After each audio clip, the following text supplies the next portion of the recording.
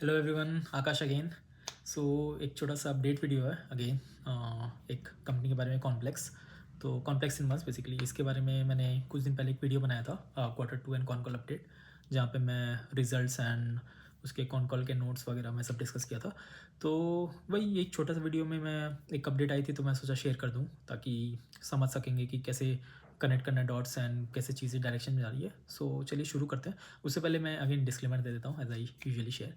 I am not a SEBI registered and मेरे पास कोई ऐसा फाइनेंस डिग्री नहीं है। एंड जो भी मैं समझाता हूँ again, it's from a education perspective, thinking process perspective, not from a buy and sell recommendation perspective. So आप प्लीज़ इसको पिंच ऑफ सॉल्ट की तरह लीजिए एंड चीज़ों को समझने की कोशिश करिए। देन उसके बाद आप डिसाइड करिए कि आपको लेना है कि नहीं लेना है, आपको क्या करना है। एंड ठीक है, तो चलिए अभी तक इतना ही रखते हैं। On that note let's start. काफ़ी ज्ञान हो गया।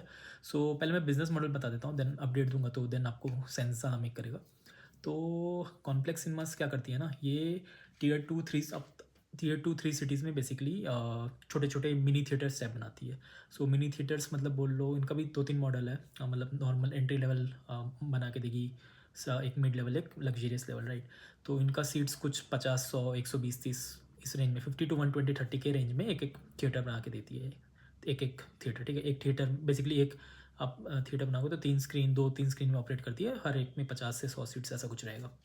और ये टीयर 2 3 सिटीज़ मोस्टली टारगेट करती है। टीयर 1 में भी है कुछ कुछ जगह में, बट मोस्टली इनका प्लान है कि टीयर 2 3 सिटीज़ में जाएगी।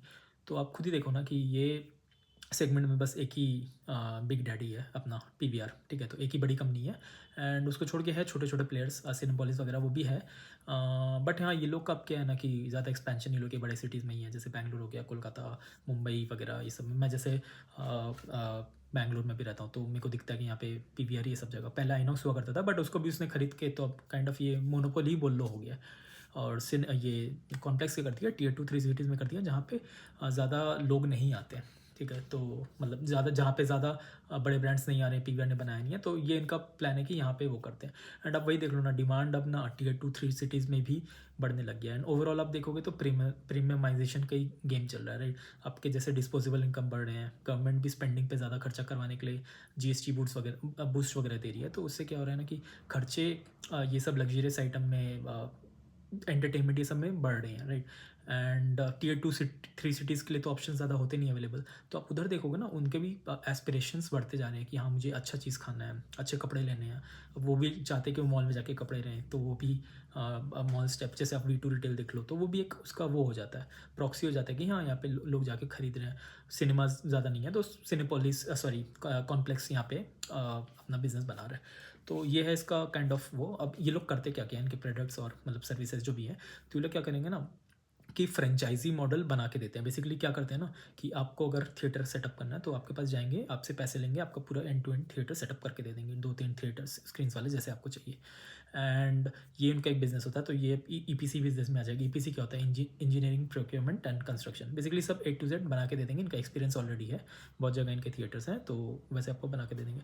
दूसरा इनका बिजनेस है टिकटिंग का। तो आपको थिएटर बना के दे देंगे, देन उसके बाद आपको क्या करके देंगे कि मतलब आप टिकट्स बेच सको उनके साथ। तो टिकटिंग आपके लिए, मूवी सब कुछ ला के दे देंगे। देन फूड एंड बेवरेजेस वगैरह भी आपके उसमें करा देंगे। बेसिकली सब कुछ एंड टू एंड आपका मैनेज भी करके दे देंगे। तो ये इनका बिजनेस है। तो 45-50% इनका टिकटिंग से आता है, 40-45 ले लेते हैं, एंड 45 कुछ ईपीसी से, मतलब अभी इनकम स्टेटमेंट जैसा आया था 64 CR आता है हाफ ईयर का, एसएमई कंपनी है। तो ये इनका मोस्टली इससे आता है, ठीक है। एंड कुछ 5-10% आपका आ जाएगा एडवर्टीजमेंट से, आ जाएगा। वीपीएफ करके एक है, ये लोग जो भी प्रिंट्स आती है ना, उसको प्रिंट को फिजिकल फॉर्मेट में कन्वर्ट करते हैं, उससे भी कुछ कुछ आता है। तो बेसिकली ये इनका मोटा मोटी बिजनेस मॉडल है, ठीक है। तो जो इनका कॉन कॉल हुआ था ना, इन्होंने, अब बिजनेस अपडेट पे आते हैं। कॉन कॉल में इन्होंने बोला था कि इनके करीब करीब 66 स्क्रीन्स थे लास्ट FY में, FY 24-25 में, ठीक है। एंड ये लोग प्लान कर रहे थे कि और 60 स्क्रीन ऐड कर देंगे। एंड 66 स्क्रीन्स में करीब करीब कुछ 6800 सीट्स थे ओवरऑल, ठीक है। वही एवरेज में ले लो आपका कुछ करीब करीब मेरे हिसाब से 82 सीट्स हो रहा था पर स्क्रीन, ठीक है। ऐसा कुछ था हिसाब में, ठीक है। तो अभी अब ये लोग ने बोला था कि इस साल पूरे फाइनेंशियल ईयर में 60 सीट्स करेंगे। तो Q1 में दिख रहा था कि 83 सीट्स हो गए, 83 स्क्रीन्स हो गए थे। बेसिकली 17 स्क्रीन्स इन्होंने ऐड किया था, और भी कुछ स्क्रीन्स बन गए थे, बट उनके लाइसेंसिंग बाकी थे। एंड अभी 2 दिन पहले 2 अपडेट आया, एक कल आया, एक परसों आया। तो परसों में भी इन्होंने कहीं एक दो स्क्रीन वाला थिएटर खोला है, पटना कंकड़बाग में कहीं पे, 140 सीट्स का। एंड अभी एक और आई थिंक एक और जगह खुला है, एग्जैक्टली याद नहीं आ रहा मुझे, आई थिंक अहमदाबाद में या कहीं तो खुला है, थ्री स्क्रीन वाले, और उसमें कुछ 900 सीट्स है।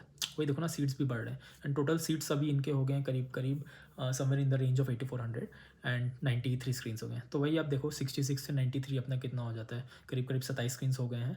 एंड अभी पूरा साल ख़त्म होने में कितना, दिसंबर पूरा बाकी है, एंड 3 महीना नेक्स्ट 4 मंथ्स और बाकी है। ठीक है, तो वही 126 मतलब 66 + 60 आप ले लो तो 126 का टारगेट उन्होंने दिया था, अभी इन्होंने 90 कर लिया।